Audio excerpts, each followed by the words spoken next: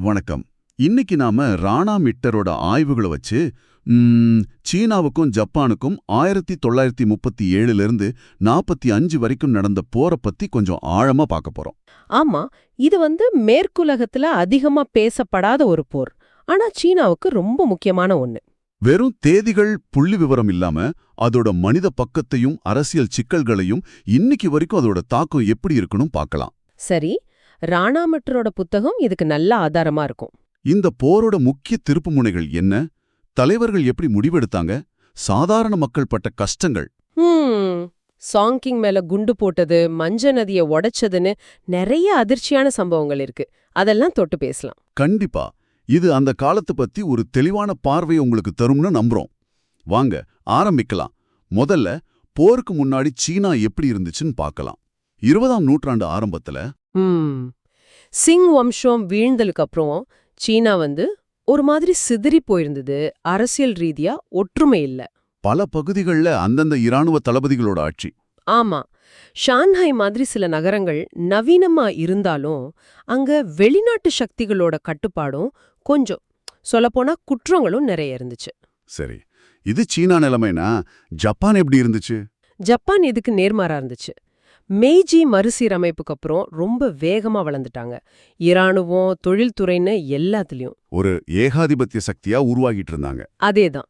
அவங்க சீனாவை கலாச்சார ரீதியா நெருக்கமா பார்த்தாலும் நவீனமயமாக்கல்ல சீனா பின்தங்கி இருக்குன்னு ஒரு மேலாதிக்கம் மனப்பான்மை. 1894-95 போர்ல ஜெயிச்சது அதுக்கு ஒரு காரணமா?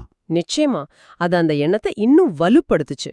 குறிப்பா மஞ்சூரியா பகுதி அத அவங்க வாழ்வாதார பகுதி, லைஃப் லைன்னு நினைச்சாங்க, அங்க இருக்கிற வளங்களுக்காக. இந்த சூழல்ல தான் 3 முக்கிய சீன தலைவர்கள் குருவாகிறாங்க இல்லையா? ஆமா, தேசியவாத கட்சி தலைவர் ஷியாங் கைஷேக், கம்யூனிஸ்ட் கட்சி தலைவர் மாவோ சேதுங், அப்புறம் வாங் ஜிங்வே. வாங் ஜிங்வே ஆரம்பத்துல புரட்சியாளர், ஆனா அப்புறம் பாதம் மாறிட்டாரு. இவங்களோட போட்டி, கருத்து வேறுபாடு எல்லாம் போரோட போக்க மாத்துச்சு. சரி, அப்புறம் 1927க்கு பிறகு ஷியாங் கைஷேக் ஓரளவுக்கு அதிகாரத்தை நிலைநிறுத்துறாரு. ஆமா, நான்ஜிங்கில் தேசியவாத அரசாங்கத்தை அமைக்கிறாரு. அதான் அந்த தேசியவாத 10 ஆண்டு. அவரோட மனைவி சூங் மெய்லிங் அமெரிக்காவில் படிச்சவங்க. அவங்க மேற்கத்திய நாடுகளோட உறவுக்கு முக்கிய பங்கு வகிச்சாங்க இல்லையா? ஆமா, ஆனா ஷியாங் அரசாங்கம் முழு பலத்தோட இல்ல. என்ன பிரச்சனைகள்? உள்நாட்டிலேயே பல சவால்கள். ஒன்று, கம்யூனிஸ்டுகளை ஒடுக்கணும். இன்னொன்னு, அவரோட கட்டுப்பாட்டுல இல்லாத இராணுவ தளபதிகள். அப்புறம் பொருளாதாரம். ஓ, இந்த உள்நாட்டு பிரச்சனைகள்னால தான் ஜப்பான் மஞ்சூரியாவை பிடிச்சப்போ 1931ல ஷியாங்கால பெருசா ஒன்னும் பண்ண முடியலையா? சரியா சொன்னீங்க. கம்யூனிஸ்டுகளை ஒழிக்கிறது தான் முதல் வேலைன்னு சியாங் நினைச்சாரு. ஜப்பானோட நேரடியா மோதுறத தள்ளி போட்டாரு. ஜப்பானும் ஷியாங் அரசாங்கத்தை ஒரு முழுமையான சக்தியை பார்க்கல. அதனால அவங்க ஆக்கிரமிப்பு எண்ணம் இன்னும் அதிகமாச்சு. 1932ல ஷாங்காயில நடந்த சண்டை மாதிரி. ஆமா, அது ஒரு சின்ன மோதலா ஆரம்பிச்சு பெரிய சண்டையா மாறி ஜப்பான் ஷாங்காய தாக்கிச்சு. இதுக்கப்புறம் வடக்கு சீனாவுல ஜப்பானிய படைகள் அதிகமாயிட்டே போச்சு. பதற்றம் ஏறிட்டே இருந்துச்சு. அப்போ அந்த தீப்புரி போர் முழுசா வெடிச்சது எப்போ? ஜூலை 7, 1937 பெய்ஜிங் பக்கத்துல மார்க்கோ போலோ பாலம்னு ஒரு இடம். அங்க ஜப்பானிய சீன படைகளுக்கு நடுவுல ஒரு மோதல். அதுதான் ஆரம்பம். இந்த தடவை சியாங்குக்கு வேற வழி இல்ல போல. ஆமா, வடக்கு சீனாவை விட்டு கொடுக்கறதா இல்ல முழு போர சந்திக்கிறதாங்கிற கேள்வி. இது வாழ்வா சாவா போராட்டம்னு உணர்ந்தாரு. அமெரிக்கா மாதிரி நாடுகள் அப்போ தலையிடலையா? தயங்குனாங்க. அப்போதைய சூழல் அப்படி. அதே நேரம் ஜப்பான்ல பாத்தீங்கன்னா ஒருமித்த கருத்து, சீனாவுக்கு பாடம் புகட்டணும்னு. பிரதமர் கோனோயே இராணுவ அழுத்தத்தால படைகளை அனுப்ப உத்தரவு போடுறாரு. மீடியா கூட போர் வரிய தூண்டுச்சுன்னு சொல்றாங்க. ஆமா, ஒரு சின்ன சம்பவம் பெரிய போரா மாறினதுக்கு இதுவும் காரணம். சோ சான் போரை தேர்ந்தெடுக்கிறாரு. ஆகஸ்ட்ல நாஞ்சிங்ல ஒரு கூட்டம். ஆமா, அங்க கேக்குறாரு, போரிடுவோமா அல்லது அழிக்கப்படுவோமான்னு. அது மட்டும் இல்ல, தற்காலிகமா கம்யூனிஸ்டுகளோட ஒரு பேரளவிலான ஐக்கிய முன்னணியும் உருவாகுது. 2 பேருக்கும் நம்பிக்கை இல்லைனாலும் ஜப்பானுக்கு எதிரா ஒன்னா நிக்கிறாங்க. ஆச்சரியமான விஷயம் என்னன்னா, ஜப்பானோட சமாதானம் பேசணும்னு நினைச்ச வாங் ஜிங்வே கூட ஆரம்ப கட்டத்துல போருக்கு ஆதரவு தராரு. போர் ஆரம்பிச்சதும் அதோட கோரமுகம் தெரிய ஆரம்பிக்குது. ஷாங்காய் போர். ஆகஸ்ட் நவம்பர் 1937 பயங்கரமான போர். ஷாங்காய் சீனாவின் நவீன நகரம். அது ஒரு கொலைக்களமா மாறிடுச்சு. சியாங் அவரோட சிறந்த படைகளை, ஜெர்மன் பயிற்சி பெற்ற படைகளை அங்க இறக்கினாருன்னு படிச்சிருக்கேன். ஒரு பெரிய சூதாட்டம் மாதிரி. ஆமா. ஆனா ஜப்பானோட விமானப்படை, கடற்படை தாக்குதலுக்கு முன்னாடி நிக்க முடியல. கடுமையான சண்டை. கடைசியில சீன படைகள் பின்வாங்குச்சு. அப்போ அகதிகள் பிரச்சனை ரொம்ப அதிகம்.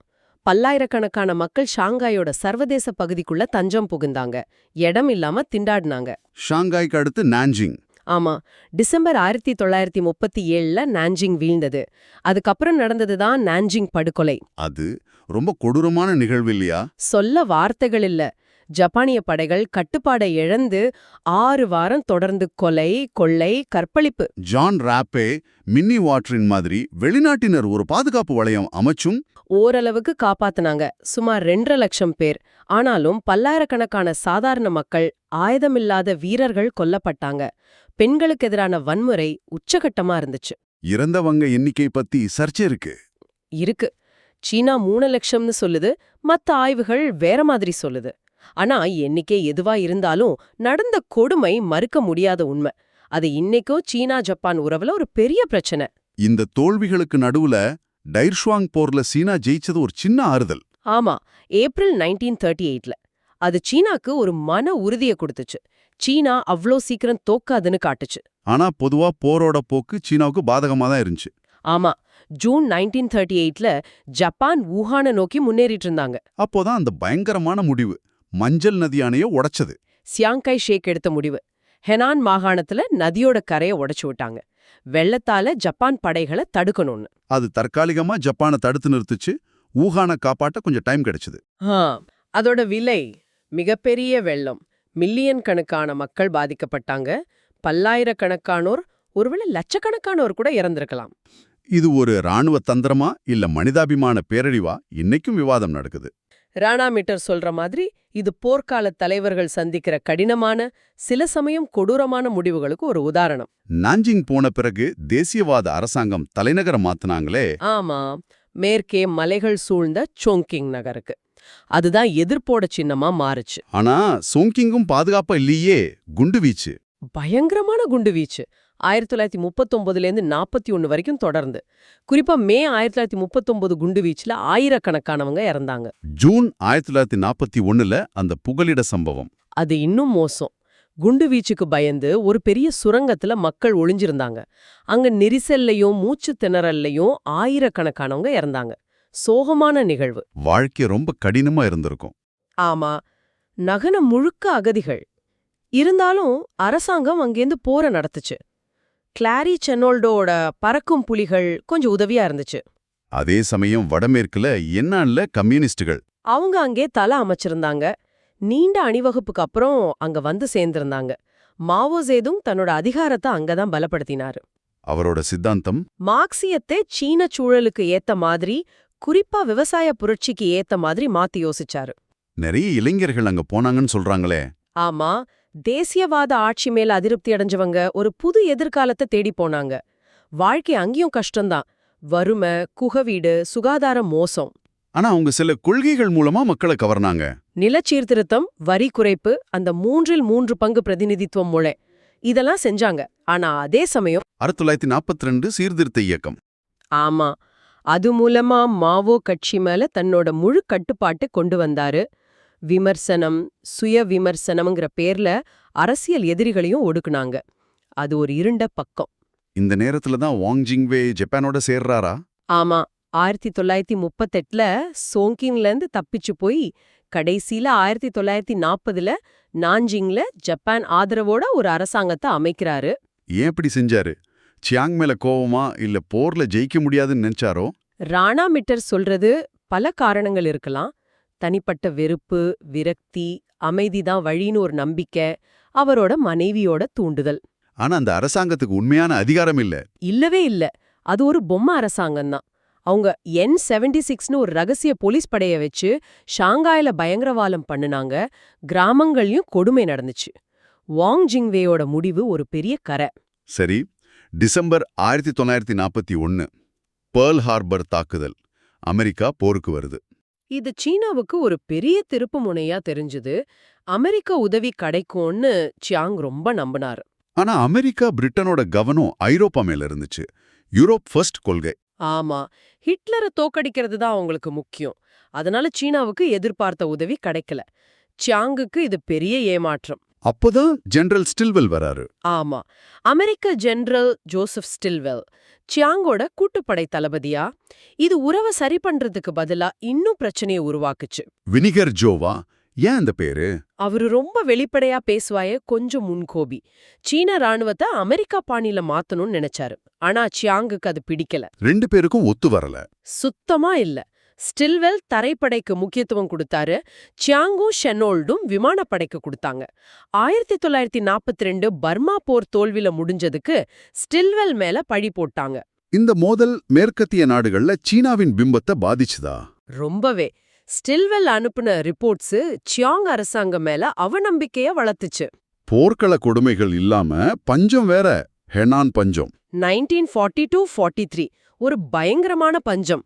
வறட்சி, வெட்டுக்கிளின்னு காரணங்கள் இருந்தாலும் அரசாங்கத்தோட கடுமையான வரி விதிப்பும் ஒரு முக்கிய காரணம். மில்லியன் கணக்கான மக்கள் இறந்தாங்கன்னு சொல்றாங்க. ஆமா, நிலைமை ரொம்ப மோசம். நரமாமிசம் சாப்பிட்டதா கூட பதிவுகள் இருக்கு. அரசாங்கம் ஆரம்பத்துல கண்டுக்கல, அப்புறம் ரொம்ப தாமதமா செயல்பட்டாங்க. தியோடோர் ஒயிட் மாதிரி பத்திரிகையாளர்கள் தான் இதை வெளியே கொண்டு வந்தாங்க. இது தேசியவாத அரசாங்கத்தோட நிர்வாக திறமையின்மைய காட்டுச்சு. சியாங்கோட செல்வாக்கு இன்னும் குறைஞ்சது. 1944ல ஜப்பானோட இச்சிகோ தாக்குதல், அதுவும் பெரிய தோல்விதானே? ஆமா, பெரிய தரைவழி தாக்குதல். தெற்கு சீனா வழியா ஒரு பாதை உருவாக்கி அமெரிக்க விமான தளங்களை அழிக்கணும்னு ஜப்பான் பிளான். தேசியவாத படைகளால தாக்குப்பிடிக்க முடியல. தளபதிகளோட ஊழல், சரியா திட்டமிடாதது, பஞ்சத்தால பாதிக்கப்பட்ட விவசாயிகள் கூட சில இடங்கள்ல சீன ராணுவத்துக்கு எதிரா திரும்பினாங்கன்னு சொல்றாங்க. இது நேச நாடுகளுக்கு சீனா மேல இருந்த நம்பிக்கையை சுத்தமா காலி பண்ணிருக்கோம். ஆமா, ஸ்டில்வெல் சொன்னது சரிதான்னு அவங்க நினைக்க ஆரம்பிச்சாங்க. இந்த நேரத்துல தான் அமெரிக்கா கம்யூனிஸ்டுகளை பார்க்க என் நன்கு போகுது, டிக்ஸி மிஷன். ஜூலை 1944ல அங்க போன அமெரிக்க குழு கம்யூனிஸ்டுகளோட ஒழுக்கம், எளிமை, போர் முறையால கவரப்பட்டாங்க. இது வாஷிங்டன்ல விவாதத்தை கிளப்பிச்சு. சியாங்க மட்டும் ஆதரிக்கிறதா இல்ல கம்யூனிஸ்டுகளையும் பார்க்கலாமான்னு. அதே நேரம் சியாங் ஸ்டில்வெல் மோதல் உச்சத்துக்கு போகுது. ஸ்டில்வெல் சீன படைகளோட முழு கட்டுப்பாட்டை கேட்கிறாரு. சியாங் ஒத்துக்கல. கடைசியில அமெரிக்க அதிபர் ரூஸ்வெல்ட் ஸ்டில்வெல்ல அக்டோபர் 1944ல திரும்ப கூப்பிட்டுக்கிறாரு. இது அமெரிக்க சீன உறவுல ஒரு பெரிய விரிசல். ஆமா, அமெரிக்க பத்திரிகைகள் சியாங் அரசாங்கத்தை ரொம்ப விமர்சனம் பண்ணுச்சு. ஊழல், போர்ல தீவிரம் காட்டலன்னுலாம் எழுதுச்சு. போர் கடைசி கட்டத்துக்கு வருது. யால்டா மாநாடு பிப்ரவரி 1945. அங்க ரூஸ்வெல்ட், சர்ச்சில், ஸ்டாலின் சந்திக்கிறாங்க. சோவியத் யூனியன் ஜப்பானுக்கு எதிரா போர்ல இறங்க ஒத்துக்கிட்டாங்க. ஆனா அதுக்கு பதிலா மஞ்சூரியால சில சலுகைகள் கேட்டாங்க. சீனா கிட்ட கேட்டாமலே முடிவு பண்ணிட்டாங்க. ஆமா, சியாங்குக்கு இது இன்னொரு ஏமாற்றம். அப்புறம் வாம் ஜிங்வே நவம்பர் 44ல இறந்துட்டாரு. ஆமா, ஜப்பான்ல. ஆகஸ்ட் 1945ல ஹிரோஷிமா, நாகசாகி மேல அணுகுண்டு. சோவியத் யூனியன் மஞ்சூரியா மேல படையெடுப்பு.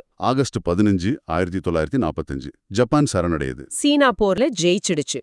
சியாங் வானொலியில ரொம்ப உணர்ச்சிகரமா பேசுறாரு. போருக்கு அப்புறம் சீனா எப்படி இருந்துச்சு? ஒரு பக்கம் வெற்றி, ஐநா பாதுகாப்பு கவுன்சில்ல இடம். ஆமா, வெளிநாட்டு ஆதிக்கம் முடிஞ்சது. இது பெரிய சாதனை. ஆனா மறுபக்கம் நாடு பேரழிவுல இருந்துச்சு. பொருளாதாரம் காலி, பணவீக்கம் உச்சத்துல. மில்லியன் கணக்கான மக்கள் வீடில்லாம, பசியில, முக்கியமா தேசியவாதிகளுக்கும் கம்யூனிஸ்டுகளுக்கும் உள்நாட்டு போர் உறுதியாயிடுச்சு. உதவி வந்தாலும் தேவைகள் ரொம்ப அதிகமா இருந்துச்சு.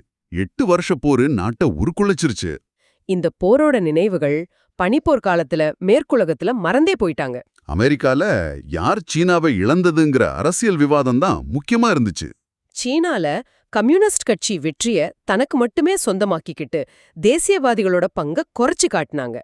ஆனா இப்ப பார்வை கொஞ்சம் மாறுது. ராணா மிட்டர் மாதிரி ஆட்கள் முழு சித்திரத்தையும் கொடுக்க முயற்சி பண்றாங்க. ஆமா, இந்த போர் இன்னைக்கு சீனாவோட தேசிய அடையாளத்திலையும் ஜப்பானோட இருக்கிற உறவுலையும் சென்காக்கு டியோடோட் தீவு பிரச்சனை மாதிரி ஒரு முக்கிய பங்கு வகிக்குது. இந்த போரை வெறும் கருப்பு வெள்ளியா பார்க்க முடியாது. நிச்சயமா. ராணா மிட்டர் அதான் சொல்றாரு. இது ரொம்ப சிக்கலானது. சீனாவின் நவீனமயமாக்கல்ல ஒரு பெரிய தடை. தேசியவாதிகள், கம்யூனிஸ்டுகள், ஒத்துழைப்பாளர்கள்னு எல்லாருக்கும் சிக்கலான பாத்திரங்கள் இருந்துச்சு. இப்போ சீனா வரலாற்று ஆய்வே கூட தேசியவாதிகளோட பங்கு ஓரளவுக்கு ஏத்துக்குது. ஆமா, இத பாசிச எதிர்ப்பு போர்ன்னு சொல்றது மூலமா இது ஒரு உலகளாவிய போராட்டத்தோட பகுதின்னு சீனா காட்டுது. நாம இன்னைக்கு பார்த்தது மாதிரி இந்த சீனா ஜப்பான் போருங்கிறது வெறும் ராணுவ மோதல் இல்ல. அது நவீன சீனாவை உருவாக்குன ஒரு பெரிய மனித சோகம், அரசியல் போராட்டம். சியாங், மாவோ, வாங் போன்ற தலைவர்களோட முடிவுகள், சீனா பட்ட கஷ்டங்கள், நேச நாடுகள் மத்தியில் அதோட நிலை, இன்னைக்கு வரைக்கும் அதோட தாக்கம்னு நிறைய விஷயங்களை ராணா மிட்டரோட ஆய்வு அடிப்படையில பார்த்தோம். உங்களுக்காக ஒரு கடைசி கேள்வி. இந்த போரோட நினைவுகள் இன்னிக்கும் ரொம்ப உணர்ச்சிகரமா இருக்கு. இந்த கடந்த காலத்தை பத்தின ஒரு முழுமையான, நேர்மையான புரிதல், அது எதிர்காலத்துல இந்த பகுதி நாடுகளோட உறவை எப்படி மேம்படுத்தும்னு நீங்க நினைக்கிறீங்க? இல்லனா இவ்வளவு உள்நாட்டு பிரச்சனைகள், வெளிநாட்டு அழுத்தங்கள் மத்தியிலையும் சீனா எப்படி 8 வருஷம் இந்த போரை தாங்கி நின்னுச்சு? ஒரு தேசத்தோட மீள்தன்மை பத்தி இது நமக்கு என்ன சொல்லுது? யோசிச்சு பாருங்க. இந்த ஆழமான அலசல்ல எங்களோட இணைஞ்சதுக்கு நன்றி.